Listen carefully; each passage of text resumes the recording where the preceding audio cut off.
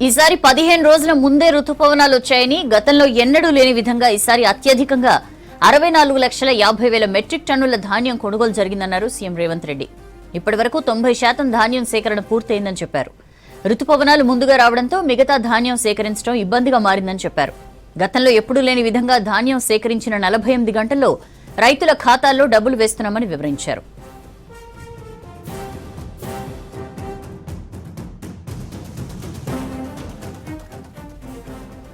కొన్ని చోట్ల రాజకీయ ప్రేరేపిత సంఘటనలు జరుగుతున్నాయని ఆందోళన వ్యక్తం చేశారు. అనారోగ్యంతో రైతు చనిపోతే ధాన్యం కొనుగోలు వల్లే అని దుష్ప్రచారం చేశారని చెప్పారు. కలెక్టర్లు ఎప్పటికప్పుడు ధాన్యం కొనుగోలు వివరాలు తెలపాలని ఆదేశించారు సీఎం రేవంత్ రెడ్డి. వైఫల్యాలుంటే సరిదిద్దుకోవాలని, తప్పుడు ప్రచారం చేస్తే వివరణ ఇవ్వాలని కోరారు. చిన్న చిన్న సమస్యలుంటే తక్షణమే పరిష్కరించాలని ఆదేశించారు.